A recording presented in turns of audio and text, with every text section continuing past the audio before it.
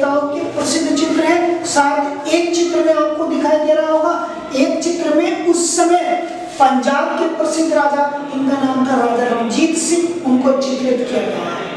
तो मैनचेस्टर से जो सूती वस्त्र तैयार होता था उसके ऊपर लेबल लगा दिया जाता था। लेबल का मतलब आप जानते हैं कि जिस कंपनी द्वारा वो वस्तु तैयार की गई है उसका नाम उसके ऊपर चस्पा होता है। जब नाम चस्पा होता है तो आसानी से उस लेबल को देखकर खरीदार उसकी क्या कर लेता है, मांग कर लेता है। ठीक, जैसे हम लोग मानिए मार्केट में कोई नूडल्स खरीदने जाएंगे तो आप नेस्ले का क्या मांगते हैं, मैगी मांगते हैं। तो मैगी ठीक उस कंपनी द्वारा तैयार किया गया ब्रांड है और जिसको आप आसानी से क्या होते हैं उसको खरीद लेते हैं, तो ये लेबल लगा होता है। तो ऐसे ही मैनचेस्टर से जो वस्त्र तैयार किया जाता था उसमें मेड इन मैनचेस्टर लिख दिया जाता था कि ये कहाँ निर्मित की गई है, ये मैनचेस्टर में निर्मित की गई है। कोई ब्रांडेड चीज है तो उसके नाम से आसानी से खरीदार उससे चिपक जाते हैं, उसको पकड़ लेते हैं, उसकी ओर आकर्षित होने लगते हैं। तो यही चित्रों के माध्यम से यही स्पष्ट किया गया है। दो लाइन आप समझेंगे कि जब मैनचेस्टर के उद्योगपतियों ने भारत में कपड़ा बेचना शुरू किया, जब मैनचेस्टर इंग्लैंड की कंपनियां भारत में कपड़ा बेचने के लिए आई तो उन्होंने क्या किया, कपड़ों के बंडल पर लेबल लगा दिए। लेबल लगा दिए। लेबल का फायदा यह होता था कि खरीदारों को कंपनी का नाम व उत्पाद की जगह का पता चलता था कि ये जो कपड़ा है कहाँ बनाया गया है। ये कपड़ा इंग्लैंड में बनाया गया है, ठीक, इंग्लैंड के किस जगह, मैनचेस्टर में बनाया गया है। कौन सी कंपनी ने बनाया वो उस पे सब अंकित होता था। लेबल ही चीजों की गुणवत्ता का प्रतीक भी होता था, ठीक। तो लेबल उसकी गुणवत्ता का पता चलता था।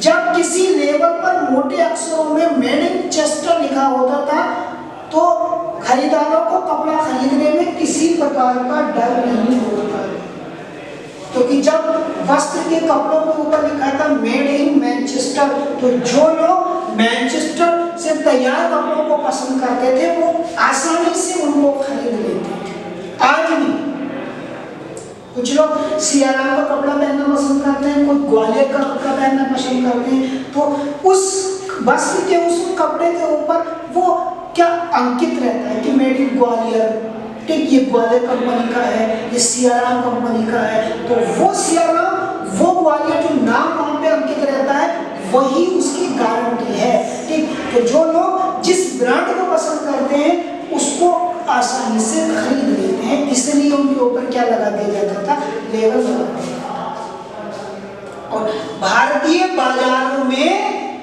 पहुंचने के लिए, जगह बनाने के लिए मैनचेस्टर के व्यापारियों ने भारतीय देवी देवताओं और भारतीय जो प्रतिष्ठित व्यक्ति थे उनका प्रयोग किया, ताकि ऐसे प्रतिष्ठित व्यक्ति की जगह जो समाज में है उसके द्वारा वो भारतीय समाज में क्या कर सके, प्रवेश कर सके। और यही एक कारण था जो आपके नीचे दिखाया गया है कि कुछ देवी देवताओं का चित्र बनाया गया है, दिखाया गया है। आयातित कपड़ों के लेबल पर असंख्य भारतीय देवी कार्तिक, लक्ष्मी, सरस्वती को चित्रित किया गया है जो संबंधित वस्तु की गुणवत्ता को दर्शाने के लिए प्रदर्शित किया गया है, ठीक। जिस प्रकार समाज में देवी देवताओं को प्रतिष्ठित व्यक्ति माना जाता है, महत्वपूर्ण व्यक्ति माना जाता है, और उसी चित्रों को कपड़ों पे उकेर के कपड़े पे बनाकर, ठीक, भारतीय समाज में प्रवेश करने का क्या था, एक प्रयास था। ऐसे ही रणजीत सिंह, ऐसे पर आपको पेज नंबर 101 पे देखिएगा सनलाइट, एक साबुन का प्रचार है, सनलाइट, ठीक, एक शॉप है, साबुन है, उसने अपने प्रोडक्ट, अपनी साबुन के प्रचार के लिए क्या किया है, विष्णु भगवान को आकाश से उतरते हुए अपनी साबुन के ऊपर क्या किया है, चित्रित किया है, ताकि, ठीक, हिंदू समाज वर्ग के अंतर्गत भारतीय बाजार में प्रतिष्ठित व्यक्ति, महत्वपूर्ण व्यक्ति के आधार पर ऐसे क्षेत्र पर वो कब्जा कर सकते थे। आपको समझेंगे इन लेबलों पर भारतीय देवी देवताओं की तस्वीर प्राय होती थी। देवी देवताओं की तस्वीर के बहाने निर्माता ये दिखाने की कोशिश करते थे कि ईश्वर भी चाहता है कि लोग उसी चीज को खरीदे। ठीक, ये जो लेबल लगाए जा रहे थे उस पर भारतीय देवी देवताओं की जो चित्र अंकित किए गए हैं, उसके पीछे मकसद ये था कि समाज का वर्ग जो इन देवी देवताओं को चाहता है, उनसे जुड़ा हुआ है, ठीक, उनके बीच तक वो सामान पहुंच जाए, क्योंकि वो लोग ये समझें कि प्रभु या भगवान जो भी वो बना रहे हैं कि वो ये चाहते हैं कि आप लोग इस प्रोडक्ट का, इस माल का क्या करें, इस्तेमाल करें। 19वीं सदी के आखिर में निर्माताओं ने अपने उत्पादों को बेचने के लिए कैलेंडर छापने शुरू कर दिए। अब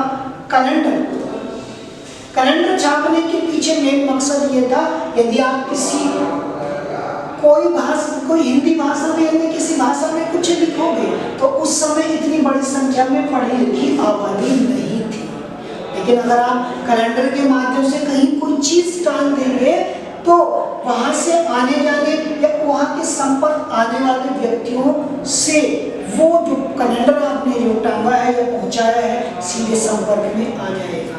तो कम पढ़े लिखे लोग भी उसको बार बार देखकर पहचान लेंगे। ठीक, आपने अक्सर ये देखा हो जो कम पढ़े लिखे लोग हैं वो रंग के आधार पर या उसके कलर के आधार पर या उसमें अंकित जो भी छाया चित्र है उसके आधार पर उसकी पहचान कर लेते हैं। ठीक, जैसे मान लीजिए कोई प्रोडक्ट है, अब मैं मैगी का यहाँ को एक एग्जांपल देता हूँ, तो जो नूडल्स मैगी है वो अपने जो बाहर का जो कवर बनाती है वो पीले कलर का बनाती है। ठीक, और आईटीसी जो होती है वो अपने कलर को लाल कलर से शो करती है। तो अगर कोई ना पढ़ने वाला व्यक्ति जिसको पढ़ना लिखना नहीं आता तो वो उसके रंग से उसकी पहचान करते हैं, और मार्केट या दुकानदार में जाने के बाद वो कहेगा कि हमें वो वाली मैगी चाहिए जिसका कवर क्या है, पीला है, या वो वाली मैगी चाहिए जिसका कलर कैसा है, कवर का लाल है। तो ऐसे ही कैलेंडर जब जिस क्षेत्र में टांग दिए जाते थे तो वहां पर आने जाने वाले जो व्यक्ति थे उसको देखकर उनको क्या हो जाती थी, उस प्रोडक्ट की क्या हो जाती थी, पहचान हो जाती थी। तो अब इस क्षेत्र में आगे बढ़ने के लिए इन्होंने कैलेंडर का जो उस समय उत्पादक थे, जो व्यापारी थे, कैलेंडरों का प्रयोग करना शुरू कर दिया। अब आप समझेंगे अखबार और पत्रिकाओं को तो पढ़े लिखे लोग ही समझ सकते थे, लेकिन कैलेंडर उनको भी समझ में आ जाते थे जो पढ़ नहीं सकते थे। ठीक, कैलेंडर देख तो सकते थे और अगर उसमें कोई छाया चित्र उन्होंने देखा है तो उसी के आधार पर वो वस्तुओं की क्या कर लेते थे, मांग कर लेते थे। उन्होंने कहा चाय की दुकानों, दफ्तरों व मध्यम वर्गीय घरों में ये कैलेंडर लटके रहते थे। जो इन कैलेंडरों को लगाते थे वे विज्ञापन को भी हर रोज पूरे साल देखते थे। यानी मान लीजिए किसी क्षेत्र में कोई कैलेंडर टका हुआ है तो आप जितनी बार वहां से गुजरेंगे आपकी दृष्टि उस कैलेंडर के ऊपर जाएगी, फिर उस कैलेंडर का चित्र आपके अंदर, आपकी आंखों में, आपके मस्तिष्क में क्या हो जाएगा, समा जाएगा, और आप उसको देख, चाहे उसको नाम पढ़ना ना आता हो, लेकिन सिर्फ उसको देखकर पहचान लेंगे और उसके द्वारा आप उसकी क्या करेंगे, मांग करेंगे। देवताओं की तस्वीर की तरह महत्वपूर्ण व्यक्तियों, सम्राटों व नवाब की तस्वीर भी विज्ञापनों व कैलेंडरों में खूब इस्तेमाल होती थी। अब देवी देवताओं के साथ साथ यदि कोई समाज का प्रतिष्ठित व्यक्ति था तो उसकी मूर्ति को भी ठीक विज्ञापन का एक तरीका, एक माध्यम बना लिया गया था। इनका संदेश अक्सर यह होता था कि अगर आप इस शाही व्यक्ति का सम्मान करते हैं तो इस उत्पाद को सम्मान कीजिए, तो आप इस उत्पाद को खरीद लीजिए। तो उस समय प्रचार के जो ये तरीके थे उनके पीछे जो देवी देवताओं के चित्र बनाने का मेन मकसद ये था कि बाजार उपलब्ध कराना, और वो लोग बहुत हद तक उस समय क्या हुए थे, सफल भी हुए थे। आगे जब भारतीय निर्माताओं ने विज्ञापन बनाए तो उन्होंने राष्ट्रवादी संदेश साफ दिया। अब भारतीय क्षेत्र में या इस क्षेत्र में भारतीय कंपनियां आने शुरू लगी तो उन्होंने राष्ट्रवादी संदेश देने शुरू कर दिए। इसका एक प्रमाण, एक इसका उदाहरण आपको नीचे चित्र मिलेगा जहां भारत माता क्या कर रही है, वस्त्रों को वितरित कर रही है। और इसका प्रयास, इसका कहने का मतलब ये था कि भारतीय वस्तुओं का क्या करें, इस्तेमाल करें।